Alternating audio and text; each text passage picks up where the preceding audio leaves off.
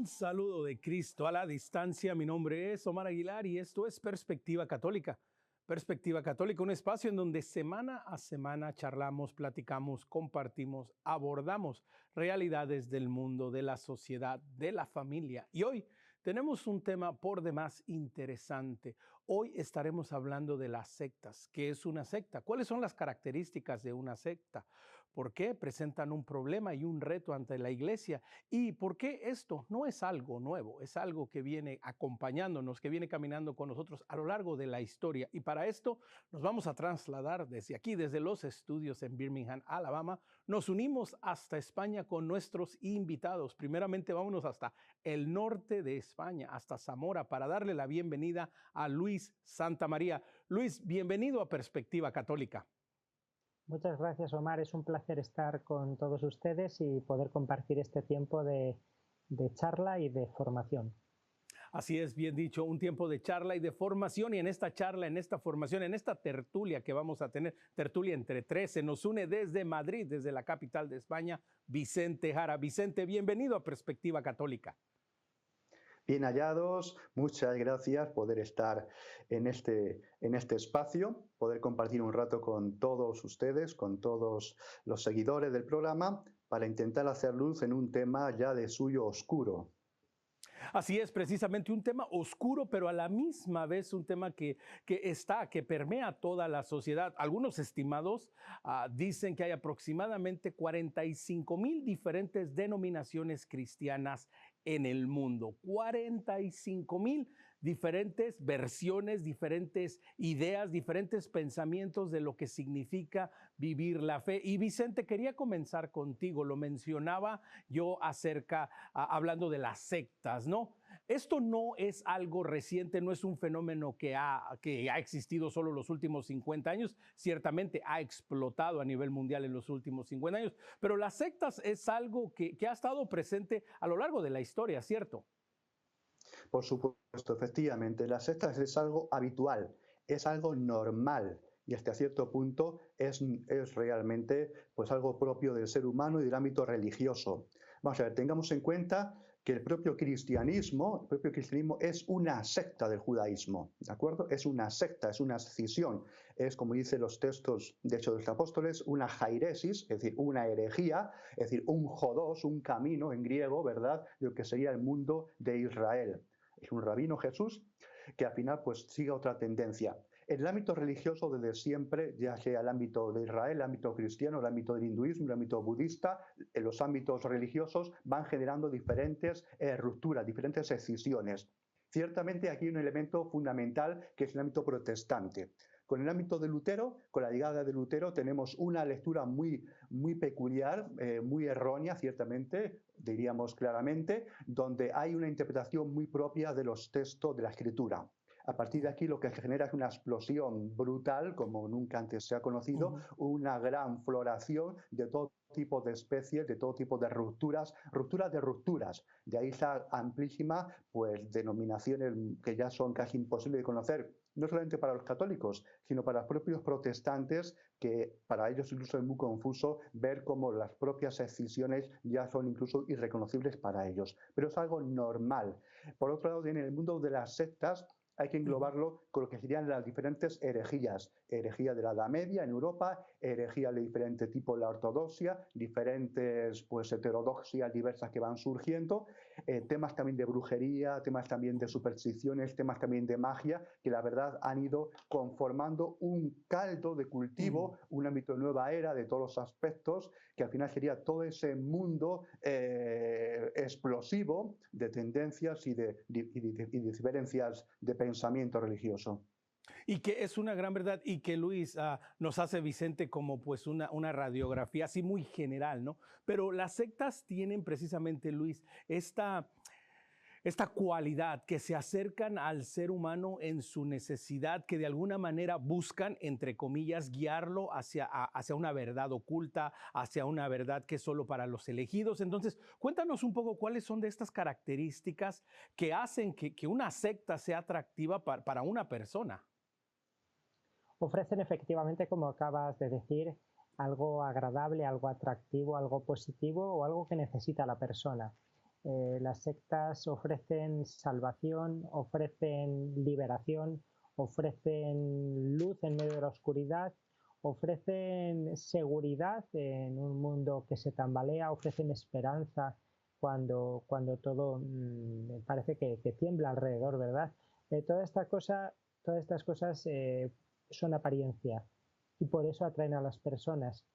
En momentos de crisis global y crisis social como las que vivimos ahora, y en momentos de crisis personal que todos podemos atravesar en algún momento de nuestra vida, las sectas están ahí aprovechando esas vulnerabilidades, ya sean sociales, como digo, ya sean de la familia, de la persona, para presentarse ante el sujeto y entrarle por la vía espiritual, la vía del sentido de la vida, y por la vía afectiva, por la vía de las emociones, del sentirse querido, del sentirse reconocido, de la identidad grupal. Estos dos elementos son fundamentales para llegar a la persona y para ofrecer, pues como decía Vicente, desde lo más religioso, desde una pantalla o un escaparate, una vitrina que pueda ser más bíblica, de apariencia cristiana, hablando de Jesucristo, hablando de las doctrinas cristianas, con apariencia de otra religión o con otras apariencias que a lo mejor ahora son más atractivas para mucha gente que está en una cultura secularizada y más distante de todo lo religioso, ¿no? Como son los ámbitos del crecimiento personal, el bienestar, las terapias, las técnicas de relajación o de meditación, todos estos elementos. Y luego cualquier cosa práctica. Yo hoy mismo hablaba con mis alumnos adolescentes y les decía, ¿a vosotros qué os interesaría? Un grupo, por ejemplo, que os ofreciera conversación gratuita con indígenas, con nativos, perdón, ingleses, angloparlantes. ¿Os interesaría un grupo que diera técnicas de estudio? ¿Os interesaría algo más enfocado en el tiempo libre, las salidas al campo? Es decir, el elemento, el gancho de captación puede ser hasta lo más prosaico, lo más sencillo, porque es simplemente ofrecer a la persona algo que puede ser atractivo, que pueda ser positivo, que pueda servir para sus necesidades o como solución a sus problemas. Y que precisamente, Vicente, este es el gran reto en el mundo moderno de las sectas, que ya no solo es un sincretismo basado en el Evangelio, en una visión radical o en una visión diferente al magisterio de la Iglesia, a la tradición, pero que ahora de alguna manera, Vicente, las sectas pues es como un supermercado, ¿no? Como un buffet en donde, como bien dice Luis, pues hay para escoger de todo, o sea, si te quieres ir por el ámbito religioso, de superación personal, y esto es la gran realidad y el gran reto, Vicente, de nuestros días, que hoy las sectas realmente han proliferado y hay para todo gusto y para todo tipo. Efectivamente, es un supermercado religioso. Igual que los supermercados han ido evolucionando, y ahora pues incluso la gente ya compra por internet y compra todo. Hay un gran consumo religioso de sectas también en internet. Y efectivamente pues es un modo de vivir que hay que asumirlo, que es muy mercantilista, muy caprichoso, donde lo que se hace al final es, uno se hace como la caja de bricolaje y se hace, digamos, el mueble a su gusto. O se hace una comida y pone los condimentos que le interesan. Incluso eso pasa a nivel religioso. Ocurre mucho en el ámbito de la nueva era, donde uno busca un gurú, está un tiempo con él, hace unos cursos, luego le comenta a otra amiga que hay otro curso diferente con otro gurú, se va a ese otro curso, de ahí se va a otra cosa a abrazar árboles, de ahí se va a tomar un poco de hierbas alucinógenas, luego hace unas cosas con pirámides, luego lee unos libros de yogas y de pseudo-yogas, un poquito de cuestiones místicas católicas, al final hace su ensalada y hace lo que le da la gana. Y realmente esto que podemos ver en las sectas, que es ese gran mercado, como bien decías, pues es algo que no solamente está en ese tipo de personas, esto hay que entenderlo muy bien. Gran parte de la problemática que vimos, por ejemplo, en la Iglesia Católica, donde un poco pues, hay una tendencia a hacerse cada uno incluso su propia moral, diferentes aspectos, sus propias cosas. Al final lo que nos muestra es ese gran subjetivismo, el problema es que un subjetivismo muy fuerte, o como decía el Papa Benedicto XVI, ese gran relativismo social que lo impregna todo, donde realmente uno se coloca en el centro de la realidad, incluso en el centro del ámbito religioso, que es un fenómeno muy curioso, ese ámbito religioso que siempre está apartado, que es el lugar de lo divino, que siempre hay una especie de tabú, ¿verdad? El ser humano se está colocando en el centro de lo religioso y se está haciendo su religión a la carta, pero como decía, no solamente en el ámbito sectario, sino incluso lo vemos en la propia Iglesia Católica. Y que ese es uno de los grandes retos que se nos presenta. Vicente, quería continuar un poco contigo porque acabas de mencionar precisamente algo muy interesante. Esta dictadura del relativismo en donde, bueno, nada es verdad, pero mi verdad es la única verdad. Es uno de los grandes retos. Cuéntanos un poco acerca de esto que presentan las sectas, que precisamente, ¿no? Por ese mismo sentido que tienen de, entre comillas, de apertura, de que todo es bueno, de que todo me sirve, pero a la misma vez poco a poco van enredando, van envolviendo a la persona hasta literalmente entrar como en un club privado en donde solo unos cuantos son elegidos. Claro, vale, aquí hay diferentes elementos. Lo que uno va a encontrarse en una secta bien articulada, es un gran bombardeo emotivo. Es un gran problema que tenemos hoy en día, sobre todo con la gente más joven, las generaciones más recientes, los chicos más jovencitos, es un fuerte emotivismo. Es poco pensamiento crítico, poco pensamiento racional. ¿Qué lleva a eso? Bueno, pues lo que ocurre en el pensamiento muy emotivo es que es fácilmente la persona manipulable. Si uno encuentra un grupo que desde el primer encuentro te abre las puertas, te sientes cómodo, te ofrece cosas, te quiere, eso lo que hace a nivel cortical, a nivel del cerebro, es cortar de alguna manera, cortocircuitar las conexiones, digamos, más de la corteza cerebral y hacer que tu nivel, digamos, de criticidad, tu nivel, digamos, de alerta bajen. Eso al final te hace crear lazos rápidamente, hay muchos abrazos, hay mucho pensamiento de lágrimas, mucho llorar, mucha emoción, que hace que sea como un chute de heroína, como una droga fuerte que te llega a tu sistema sanguíneo y que te hace volver y volver. ¿Qué pasa en las sociedades actuales? Las sociedades actuales hoy en día son sociedades de solitarios, de amigos ficticios de las redes sociales. Las familias no tienen tantos hermanos como antiguamente, la gente anda muy sola. Cuando encuentras un grupo cálido, realmente es que se te abren las puertas porque nunca sentiste esas emociones. Encuentras un líder que al final es una especie de padre, y esto es importante. Muchas familias hoy en día carecen de esa figura paterna, cercana, cariñosa, presente. Hay una gran ausencia de padre, es un gran problema. El líder siempre es un padre para esos adeptos. La comunidad cálida hace un poco de madre y da ese calor materno que también mucha gente no tiene.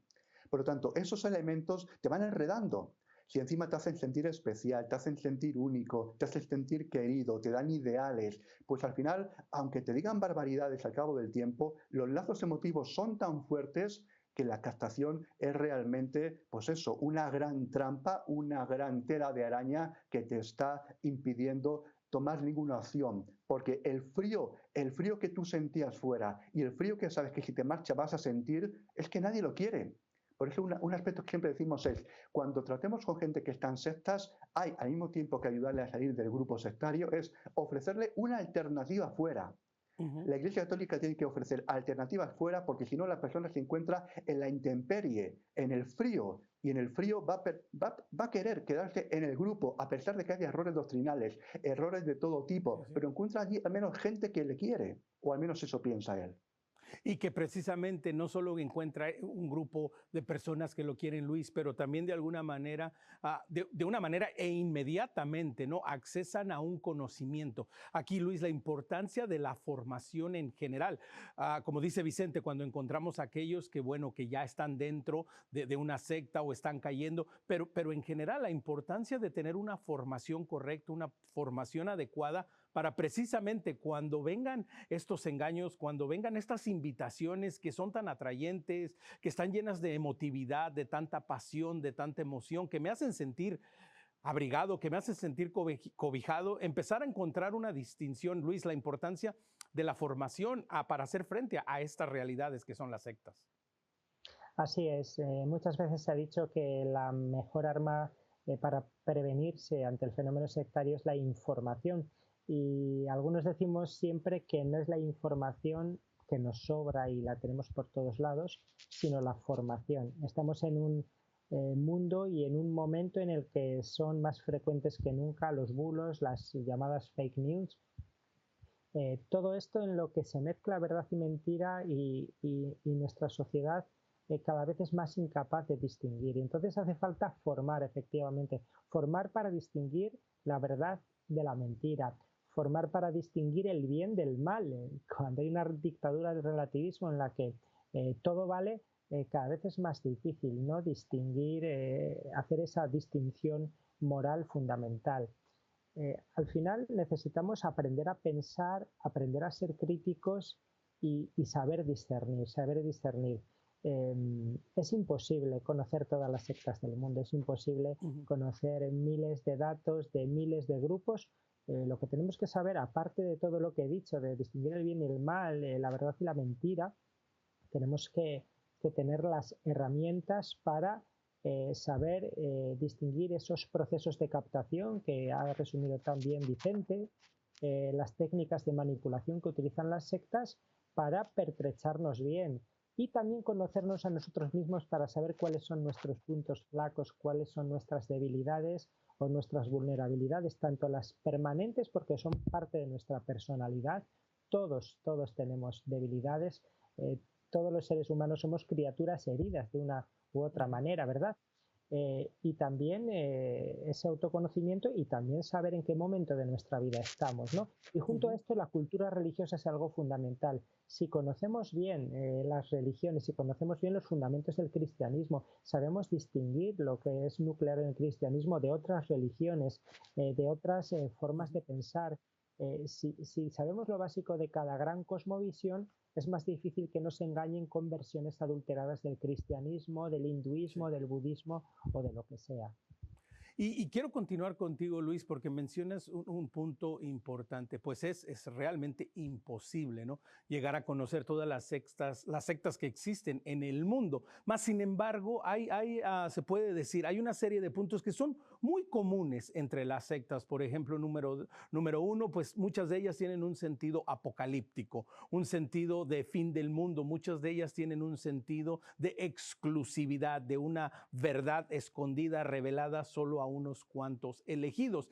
Y lo decía yo al inicio del programa, y sobre todo en los últimos 50, 60 años para acá, ha habido este sincretismo en donde se ha visto hacia Oriente y se ha traído estas ideas y se han querido casar, se han querido unir con el cristianismo para de alguna manera encontrar pues algo superior, algo elevado, algo que nos faltaba, una verdad oculta. Háblanos un poco acerca de este sincretismo entre estas religiones orientales y el mundo occidental. Sí, efectivamente llevamos más de un siglo con esa penetración del orientalismo en las culturas occidentales, en nuestras sociedades. No se trata de algo de hace 50 años ni de los años 60, con esa popularidad de la que gozaron algunos maestros orientales, y pensemos como personas del mundo del cine, de la música, los Beatles, por ejemplo, cómo trajeron estas modas a Occidente, o el budismo tibetano también, que se ha hecho muy popular entre nosotros. Como digo, llevan más de un siglo porque todo esto viene arrastrado, por ejemplo, por la sociedad teosófica. La sociedad teosófica es seguramente la organización esotérica más importante de la edad contemporánea, fundada en el siglo XIX, y que bebió mucho de todo el hinduismo y del budismo y lo trajo hacia Occidente, popularizando cosas que entre nosotros ahora son tan comunes como la práctica del yoga, el creer que existe un karma, ¿verdad? Un karma, o la creencia en la reencarnación. Todas estas cosas y los 7 chakras en el ser humano y un montón de cosas más vienen arrastradas por la teosofía, por la sociedad teosófica. Junto a esto, algunos escritores que popularizaron todo lo oriental en Occidente y que hace que muchas personas, cuando piensan en espiritualidad, no piensen en lo que en Occidente ha sido el vehículo más importante durante 2 milenios, que ha sido el cristianismo, sino que piensen precisamente en esa meditación oriental, que se hable de la palabra zen, del término budista zen para referirse a estar tranquilos y estar bien, o que cuando se hable de meditación pues no se piense en esa introspección de carácter cristiano que da paso a la oración o que es una de las partes de la oración, de esa comunicación con Dios, sino que se piense en el volcarse en uno mismo, conocerse y de una forma aislada del resto de la realidad considerarse divino, porque esa es la finalidad de toda la New Age y todo el esoterismo contemporáneo, es convencer a la persona de que somos seres divinos, de que dentro de nosotros habita la divinidad, no porque habite alguien dentro de nosotros, sino porque nosotros mismos somos divinos, tenemos un poder ilimitado, un poder infinito, y precisamente las corrientes, las sectas, los libros, las técnicas de la nueva era, de la New Age, lo que buscan es eso, que descubramos esa identidad que se fusiona con el infinito para sabernos dioses. Sí, que nos presentan esta falsa idea de que yo soy el cosmos y el cosmos soy yo y la energía del universo fluye por mí, soy capaz de hacer lo que quiera si tan solo me lo propongo. Pero Vicente, esto viene de la mano con un proceso de desafección de las personas por la fe institucional, por la iglesia, pero que también va unido, Vicente, en Estados Unidos. Por ejemplo, hace muy poco, en unas estadísticas, en unos estudios que se hicieron, nos decía que la mayoría de la población en Estados Unidos está perdiendo la fe, pero está siendo cada vez más religiosa, lo que se conoce como el fenómeno de los nones, de aquellas personas que se dicen, pues creemos en algo, pero no tengo una religión en particular. Esto viene a consecuencia y ayuda al crecimiento de todo este proceso, de todo este sectarismo, ¿cierto, Vicente? Claro, pero realmente esos elementos ya de religiosidad pues ya están muy desvirtuados y están muy subjetivizados, están muy relativizados, donde al final es una religión que realmente es la simple conciencia de que algo tiene que haber, de que hay algo, pero realmente sin mucha forma. Tengamos en cuenta, aquí un autor, Vincenzo Maria Mastroianni, hablaba de una serie de pasos, de una serie de escalones, y es muy interesante porque este experto decía que primeramente uno a lo mejor, pues creo en la iglesia, como decimos en el credo, creo en la iglesia. Luego dice, bueno, pues creo en Jesucristo. Luego hay otro escalón de bajada. Bueno, pues creo en Dios. Luego de ahí, bueno, pues creo en lo divino. De ahí pasa, bueno, pues creo en lo místico, ¿verdad? Que está un poco por aquí en torno. Bueno, luego creo en lo religioso. Es decir, cuando esas personas están hablando de lo religioso, démonos cuenta que hemos bajado una serie de 5 escalones. Iglesia, Jesucristo, Dios, en lo religioso, lo místico. Es decir, vamos bajando escalones. Lo que pasa es que cada vez tenemos algo más disuelto. Pero este experto dice, bueno, la gente no solamente va cambiando y dice, bueno, ya la gente no cree en la iglesia, pero no cree en los curas, como se suele decir en Europa, no cree en los pastores, pero cree en Jesucristo. O Jesucristo es una especie de guerrillero, como se vendía en los años 70, o una especie de comunista o socialista, o una especie de agente social. Bueno, es que ya la gente ha dado ese paso más allá de los años 70, cree en lo religioso. Pero claro, este experto dice, bueno, lo que pasa es que hay más escalones. A partir de yo creo en lo religioso, yo creo en lo místico, al final sigue avanzando y sigue bajando. Y al final dice él, estas personas, muchas van a seguir bajando a algo como, yo creo en lo esotérico, yo creo en lo oculto, yo creo en lo satánico. Es decir, démonos cuenta que esa gradación de escalones no se va a quedar en las energías. Porque como bien decía Luis, cuando uno lo que quiere es potenciarse al máximo, ser un dios, y este es el pecado del Génesis, querer ser como dioses, esas personas que se van a encontrar de bruces de que tú no eres Dios, pero claro, ellos quieren ser Dios por sus puños, por sus fuerzas, quieren ser Dios. Y como decía Nietzsche, yo no aguanto que haya un Dios porque yo quiero ser Dios. En ese egoísmo, en esa gran soberbia, esa soberbia diabólica, esas personas que se van a encontrar que no consiguen ser dioses, van al final a hacer algo que conocemos ya por los refranes. Pues si poner una vela a Dios no me funcionó, pues pongo una vela al diablo. Y al final esa bajada en escalones va a ir bajando hacia lo esotérico, que son energías negras, a rituales negros, también muy hechos a como uno le parezca. Por eso hay una gran fuerza tan potente del mundo neopagano, o en el ámbito americano el mundo neoindigenista, que es una romantización muy extraña y muy fatalista y muy terrorífica de lo que es lo que era, digamos, el indigenismo real previo a la llegada de los europeos. Por lo tanto, que tengamos en cuenta que esta bajada de los años 70 bueno, yo creo en Dios, pero no creo en la Iglesia y tal, no creo en los curas, va a ser una bajada de escalones más allá de lo que ahora estamos viendo. Las energías que ahora son energías más o menos luminosas se van a transformar en energías cada vez más oscuras. Y lo iremos viendo. Y Vicente, continuamos en este punto y que, por ejemplo, hoy en día lo vemos con la proliferación también, por ejemplo, de, entre comillas, pongámoslo así, ecosectas, ¿no? Estos pensamientos ecológicos en donde la madre tierra, el medio ambiente, en donde el clima tiene que tomar la superioridad y nosotros nos tenemos que someter. Entonces, también esto es parte de estos retos, de ir discerniendo que a veces hay propuestas que de fuera a lo mejor se oyen bien decir, oye, pues claro, me tiene que preocupar el medio ambiente, me tiene que preocupar la tierra, pero que no debe de convertirse en eso que tú decías, Vicente, y serán como dioses. Claro, vamos a ver, ¿dónde está este peligro que acabas de decir muy bien?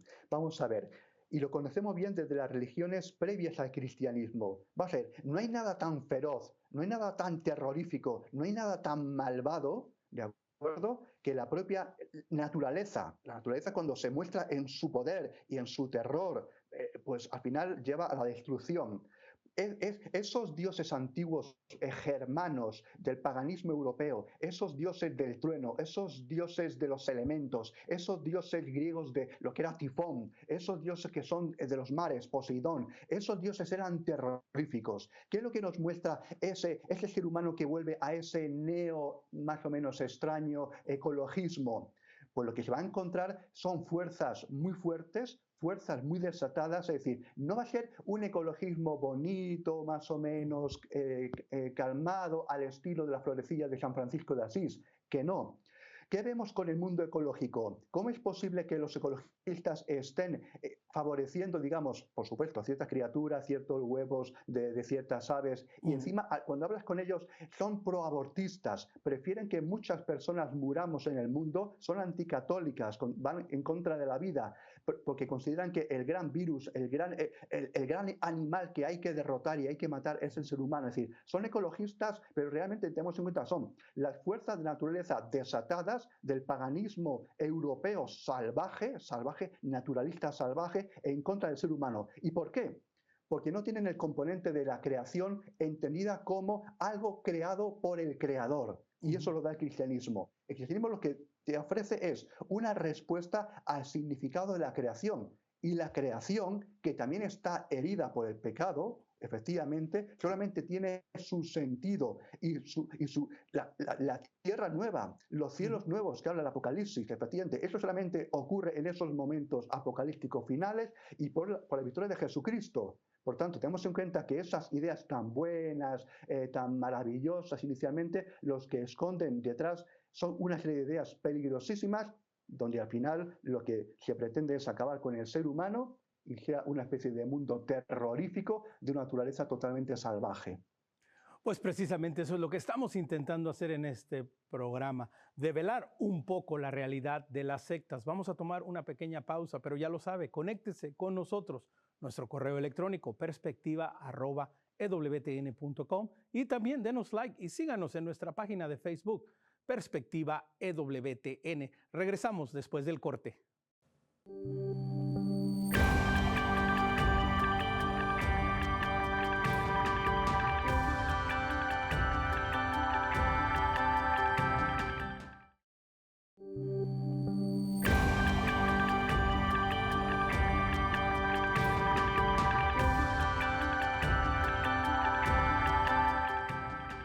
Gracias por continuar con nosotros en Perspectiva Católica. Mi nombre es Omar Aguilar y hoy estamos hablando acerca de las sectas con nuestros invitados desde España, Vicente Gara, Luis Santamaría. Y bueno, Luis, la primera parte pues nos enfocamos de manera muy fuerte en todo el aspecto espiritual, en todo el aspecto emocional que las sectas conllevan, qué es lo que atrae a las personas. Pero también, Luis, no podemos dejar de lado el aspecto social, el aspecto político, el aspecto de buena voluntad, el aspecto de bien social que también las sectas presentan y que puede ser muy atractivo para alguien decir, claro, yo quiero terminar con la pobreza, yo quiero que haya igualdad en el mundo, yo quiero que todo el mundo tenga derechos. Entonces, Luis, háblanos un poco también de esta otra cara de las sectas.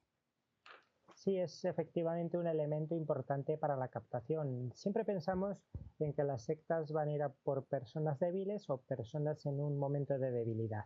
Siempre pensamos en problemas de autoestima, problemas afectivos, familiares, crisis personales, pérdidas, duelos, rupturas, pero pensemos también en esa generosidad, en esas ganas de hacer el bien y de cambiar el mundo, en esa generosidad que tiene tanta gente que es capaz de dar parte de su dinero, parte de su tiempo o incluso entregar la vida entera por una causa, ¿no? Esto que es tan grande, esto que nos hace tan grandes a las personas, lo aprovechan las sectas, no para buscar ese bien social, no para esa lucha por la justicia, sino enmascarado con todo esto los propios fines de engrandecimiento de la secta, enriquecimiento y cumplimiento en último término de los propósitos, de los fines mesiánicos del líder o los líderes de la secta, ¿no? Por eso es habitual que nos encontremos con sectas que tienen una serie de organizaciones pantalla, de entidades que sirven para captar a personas que quieren hacer el bien y sirven también para legitimarse y decir no podemos ser una secta porque somos reconocidos por las Naciones Unidas o la UNESCO. Es decir, son capaces de crear asociaciones, fundaciones, organizaciones no gubernamentales, tener labores en distintos lugares para fotografiarse convenientemente bueno, entonces son capaces como algunos grupos de ser condecorados por las autoridades nacionales, de ganar premios y también de las policías, los ejércitos, los ministerios y departamentos de cualquier tipo. Para eso son muy hábiles las sectas que además hacen una labor de lobby y bueno, pues esto puede tener también su efecto no solo sobre las personas, sino sobre los países y los estados. Las sectas son un elemento importante a tener en cuenta también en asuntos geoestratégicos y de defensa nacional. Y sin salirme mucho del tema, espero no salirme mucho del tema y ustedes me ayudan, Luis, pero entonces esto nos da como la pauta para decir de alguna manera y plantear la idea que de pronto la política en cualquier país del mundo, no exclusivamente Europa, Estados Unidos, Latinoamérica o cualquier país del mundo, pero hasta cierto punto la política puede inclinar, puede llevar a la persona a convertirse en un ser sectario. Bueno, la política, desde luego que al marcar nuestras sociedades y al ser tan importante en todos los ámbitos de la vida, también por el efecto de los medios de comunicación, pues hace que tenga una función pedagógica. Y así como en muchos lugares vemos que la cohesión social, el diálogo entre las personas, o mejor dicho, la falta de diálogo y el clima de enfrentamiento viene provocado, viene influido por la clase política que no es capaz de dialogar como personas y de trabajar como personas, como seres humanos por el bien común, pues también con esto, con ciertas medidas políticas, con la imposición del relativismo, por un alejamiento cada vez mayor de lo que es la ley natural y los derechos humanos bajo la capa de todo lo que se quiera, por mucho barniz democrático que se le dé, todo esto lleva al final a que las personas también nazcan en un ambiente más caldo de cultivo para las sectas, ¿no? Y entonces cuando vemos que las instituciones no están cumpliendo bien su misión, las sectas aprovechan esto para presentarse como la única solución a un mundo en crisis, la única solución a unas instituciones políticas y unas administraciones públicas que no son capaces de hacer las cosas bien, ¿no? Y entonces, claro, el líder de la secta, que es el hombre o la mujer más sabio, más santo y con más cualidades del mundo, pues será quien mejor pueda gobernarnos en último término, ¿no? Tienen esas reminiscencias también teocráticas las sectas de que si nosotros mandáramos en el mundo, bueno, pues esto sería un paraíso. Sí, no, yo tengo un pensamiento que por muchos años me ha seguido, ¿no? Imagínate si Dios nos diera la posibilidad a todos ganarnos la lotería, ¿no? ¿Qué sería de este mundo si fuera tan fácil de decir, tranquilo, que yo ganándome el premio mayor, pues yo le soluciono el problema a todo el mundo y que todos pensáramos igual? Imagínense en dónde estaríamos. Vicente, pero bueno, planteando toda esta realidad, todos estos retos de las sectas, ¿en dónde quedamos las personas de fe? ¿En dónde quedamos los católicos? ¿En dónde quedamos las personas que dicen, bueno, yo creo en Jesucristo, creo en el Evangelio, creo en el magisterio, creo en la iglesia? ¿Y cómo le hago frente a esto? ¿En dónde estamos y en dónde tenemos que estar? Bueno, pues ojalá fuera tal y como lo has planteado, Omar, en el sentido de que creo en Dios, tengo fe, creo en la Iglesia, creo en la tradición, creo en la doctrina católica. Supongamos que eso fuera así, que no es cierto, porque hay un tema de formación, hay un tema de conocimiento de la propia fe, hay un tema de participación litúrgica, hay un tema de oración constante que no tenemos muchos católicos, hay un tema también de participación fervorosa. Es decir, vamos a ver, seamos en estos muy serios y hablemos, pienso yo, con cierta realidad para no engañar a la gente. La Iglesia Católica, de alguna manera, el tema de las sectas está viendo, como decimos en España, la corrida de toros desde la barrera. Es decir, está sentado entre el público y viendo cómo ocurren las cosas sin participar. Vamos a ver, las sectas están haciendo un daño terrible a nivel mundial. La entrada de religiones del ámbito oriental, como bien decía Omar hace ya unos minutos, está arrasando en todo un continente como es Europa, también en América.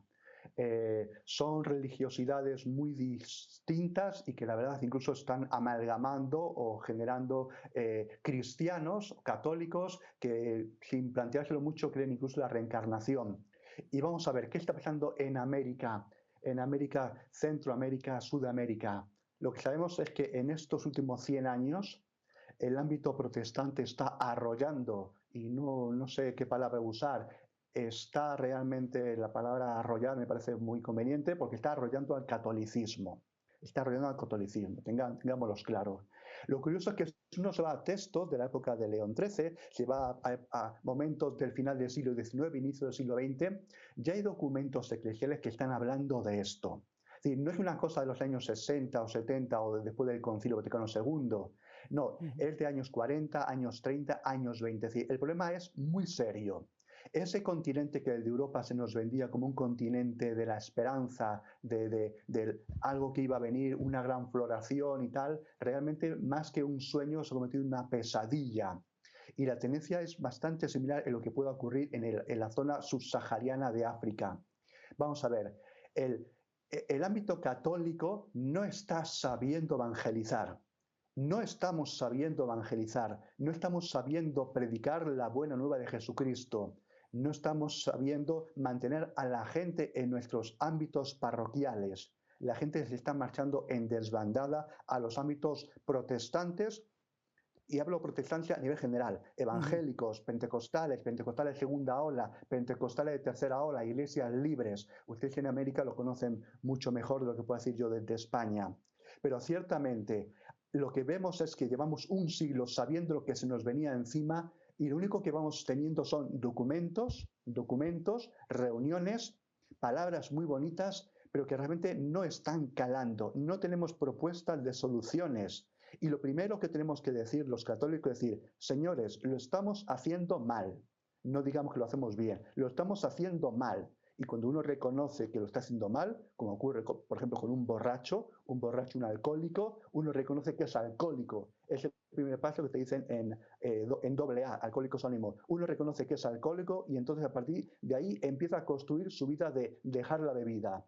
tenemos que reconocer que lo estamos haciendo mal, una evangelización deficiente. La gente está marchando a otras cosas. La primera razón de marcharse del mundo católico a los protestantes en América, en todas las encuestas, es que la gente encontró una relación personal con Dios. ¿Cómo es posible que una persona deje el catolicismo porque no encontró una relación personal con Dios y se vaya al ámbito evangélico? Esa es una pregunta que tenemos que contestar y resolver.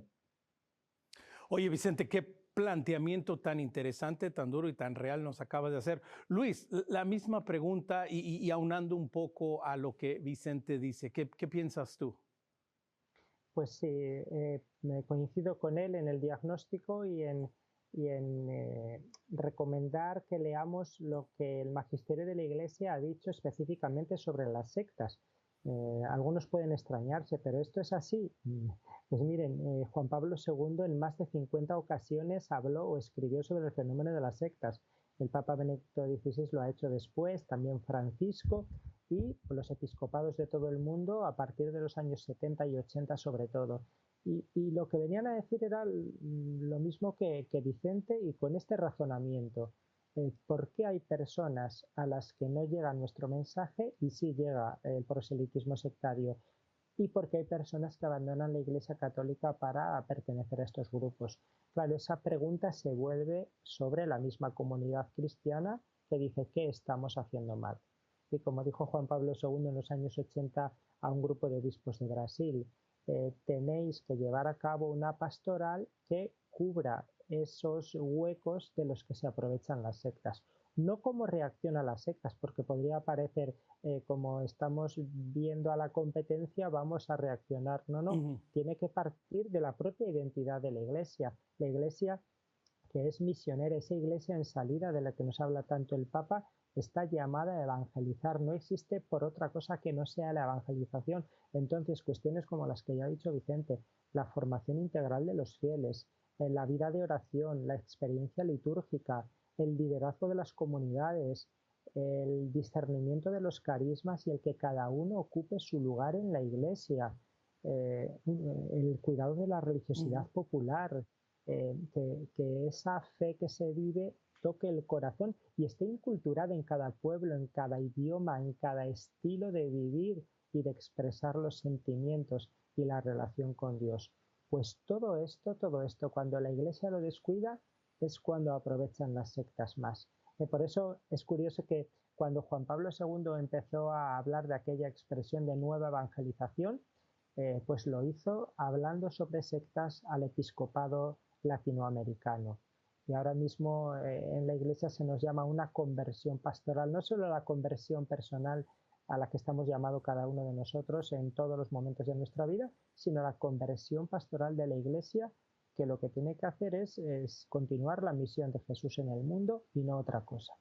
Y déjame continuar contigo, Luis, ahí en este punto y luego quiero escuchar tu opinión también, Vicente, porque tú decías algo bien claro, Vicente. La gente está buscando un encuentro personal con Jesucristo, está buscando un encuentro con la verdad, está buscando el amor, está buscando la fraternidad, está buscando el sentirse identificado, el encontrar a veces una propia identidad. Y Luis, ¿qué estamos? Y ya lo has dicho de alguna manera, pero vamos planteando ya la idea, esperamos poderle dejar a nuestros televidentes una idea más clara. ¿En qué estamos fallando para que nosotros, aquellos que nos decimos seguidores de Jesucristo, que estamos en la iglesia, que no estamos dando esta cara, que no estamos propiciando este encuentro del hermano, del prójimo con Cristo por medio de la iglesia, por medio de las instituciones, por medio de las organizaciones? Bueno, se podrían decir muchas cosas. Yo destacaría dos. La primera es ese egocentrismo, ¿no? En el que nosotros queremos aparecer como protagonistas. A veces nosotros, yo soy cristiano, yo hago esto, yo digo, yo. Y claro, con un mensaje así no logramos poner a Dios en el centro, ¿no? Las personas no logran ver a Dios como el centro de nuestras vidas porque todo lo hacemos desde nuestro punto de vista, con nuestra propia perspectiva y en el fondo no nos distinguimos mucho de los paganos, ¿no? De los que no creen en Cristo en muchas cosas. Y conectado con esto último que digo, cuando hemos reducido la fe a algo meramente racional o a una ideología, cuando la fe no es algo que impregna toda nuestra vida, sino que es para parte de nuestro tiempo. El domingo por la mañana cuando voy a misa o el tiempo que tengo para el compromiso en mi comunidad. Cuando lo cristiano, cuando la fe no impregna el ámbito familiar, el ámbito laboral, el ámbito del tiempo libre. Cuando no soy cristiano las 24 horas del día y en todo lo que hago, pues obviamente ahí algo está fallando. Va a ser un antitestimonio con respecto a los demás, que no van a ver una vida cristiana con todos los errores, todos los defectos, porque santo solo es Dios, no nos presentemos nosotros como santos, pues no la van a ver, y va a ser también un problema personal porque si lo cristiano no impregna toda mi vida, yo vuelvo a estar más vulnerable ante la captación de las sectas porque por algún lugar van a poder entrarme. Así es. Vicente, la misma pregunta ante este comentario que tú mismo nos hacías, ¿no? ¿Qué podemos hacer mejor y por qué no estamos ayudando al prójimo a tener este encuentro con Cristo en su iglesia? Bueno, creo que es una cuestión complicada, muy compleja, con muchas aristas, pero sí es verdad que lo importante es incidir en algunos aspectos. Vamos a ver, yo es una pregunta que me he hecho muchas veces. Hay un tema que es la familia, que es fundamental. La familia está siendo destruida por las redes sociales, las ideologías que vienen de las series televisivas, todo el ambiente que tenemos realmente es abrumador para la gente de hoy en día. Pero hay elementos importantes en el Evangelio que son muy claros. Jesús habla del pastor, por supuesto él es el buen pastor. Es decir, creo que es fundamental trabajar en el ámbito del sacerdocio, en los seminarios, formar buenos, formados y santos sacerdotes. A partir de esos sacerdotes santos, esa parroquia que ve a esos sacerdotes, esa parroquia que ve a esos hombres entregados, realmente van a formarse familias fuertes, familias de fe, familias cristianas, niños que van a ver a esos sacerdotes, niñas que van a ver a esos sacerdotes, van a surgir vocaciones a la vida religiosa, masculina, femenina, al sacerdocio. Lo importante es el pastor, lo importante es el buen pastor que es Cristo. Las ovejas, al final tenemos que asumirlo, somos ovejas. Y si al final el que va del bandada al pastor, nos quedamos realmente a expensas del lobo, por más laicos que seamos, por más formación que tengamos. El pastor, ese sacramento del sacerdocio es fundamental. Esos pocos sacerdotes serán semilla de otros sacerdotes santos. Y esto es importantísimo. Porque vamos a ver, cuando uno mira estadísticas del ámbito católico y protestante en el ámbito caribeño, ámbito central y sudamericano, ¿qué se encuentra?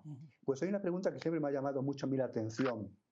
Y es una pregunta que se le pregunta a católicos y protestantes, que es lo primero que hay que hacer de cara a los pobres. A los pobres, una cuestión palpitante, por supuesto, en América Latina, siempre para el episcopado católico.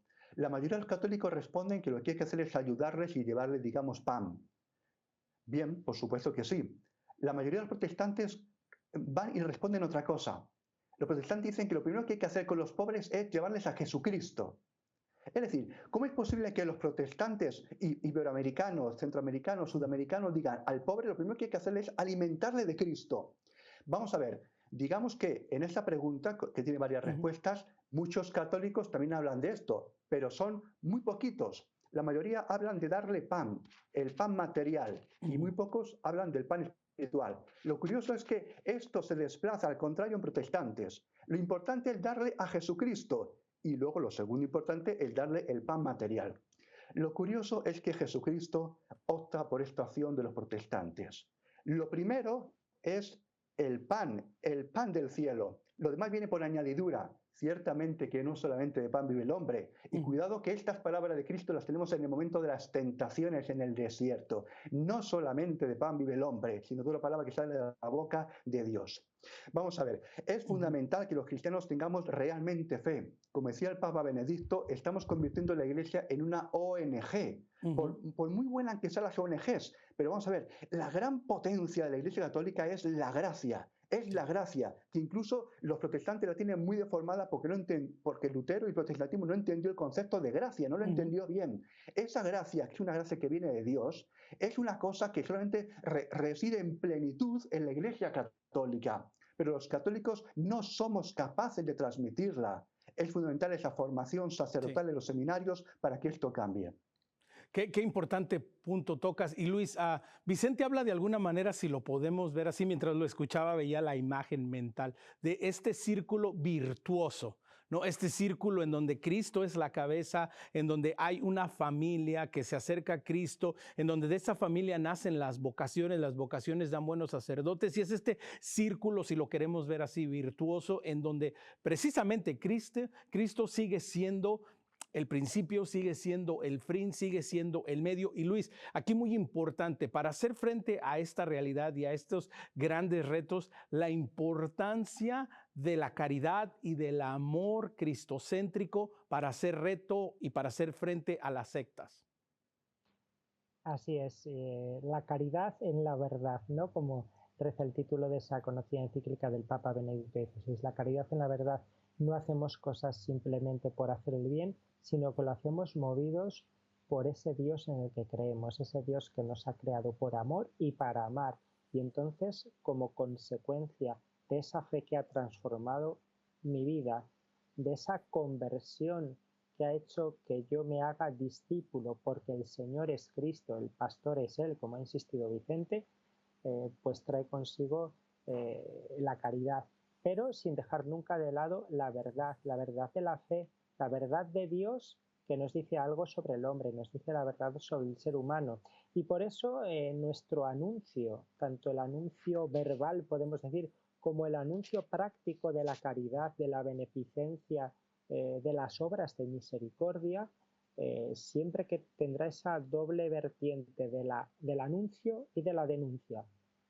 Anunciar la buena noticia de Jesucristo, pero junto a eso esa luz, ponerla en tantas situaciones de oscuridad y levantar nuestra voz con toda humildad, pero porque sabemos quién es la verdad, que es Dios. No somos poseedores de la verdad, sino que somos seguidores de esa verdad, mostrarla a los demás. Y en este campo de las sectas, por ejemplo, pues decir claras las cosas, decir que no todo vale, decir que experiencias religiosas son patológicas. Ratzinger hablaba de las patologías de la religión, ¿no? ¿Qué experiencias religiosas dañan al ser humano? El fundamentalismo, la superstición, la magia, las sectas. Decir por qué es tan mal. Eso no supone hacer ninguna caza de brujas, no es una actitud intolerante, no es revivir experiencias de Inquisición, como nos dicen a veces a los que investigamos y divulgamos sobre sectas, sino que estamos ayudando a nuestra sociedad y ayudando a cada persona a no caer en esto, y dando voz también a las víctimas de tantos daños que hacen las sectas. No son solamente daños económicos, como piensan algunos, no son una simple estafa, no son daños psicológicos sin más, son unos daños integrales que aunan lo personal y lo social, lo físico, lo psicológico y lo espiritual. Y que muy importante en este minuto y medio que estamos por terminar, que precisamente, Vicente, eso es lo que intentamos hacer en espacios como este, empezar este diálogo desde la caridad, pero también partiendo desde la verdad. Vicente, última reflexión, últimos 30 segundos, ¿qué nos puedes decir? ¿Y qué le puedes decir a nuestros televidentes acerca de todo esto, de este gran reto que es las sectas? Bueno, pues la verdad lo que hay que decir es que es un gran reto, como bien dice Omar. Está prácticamente perdido, pero está prácticamente perdido pues a los ojos humanos, a los ojos de Vicente, a los ojos de Luis, a los ojos de las Ríes y los que nos dedicamos a estos temas, a los ojos de las personas que están en un seminario, como antes decía, a los ojos de los sacerdotes que están bregando, intentando que esa parroquia levante. Por supuesto que estamos en la derrota, pero es que la victoria no es nuestra. La victoria es de Cristo, la victoria es de Cristo. Pero tenemos que fiarnos de Él, tenemos que pedírselo a Él, invocar al Espíritu Santo. Estamos en un tiempo de gracia, es decir, Señor, haz esto, no puedo hacerlo yo, no soy capaz de hacerlo, pero aquí están mis manos, aquí está mi persona, y Dios lo va a hacer, pero quiere que se lo pidamos, quiere que se lo pidamos. Por lo tanto, es un tiempo de bendición, es un kairos, es un tiempo de gracia y es un tiempo de confianza plena en Jesucristo. Así es, pues nos vamos a quedar con estas palabras. Luis Vicente, muchas gracias por iluminarnos, por guiarnos en este camino y nos vamos a quedar con esta palabra. Confiemos plenamente en el Señor, que Él tiene la victoria ganada y a nosotros solo nos toca hacer nuestra parte, que es la caridad y el amor. Recuerde, puede seguirnos en Perspectiva EWTN en Facebook. También nos puede escribir a nuestro correo electrónico perspectiva@ewtn.com. Será hasta la próxima y recuerde que nuestra perspectiva siempre sea el amor.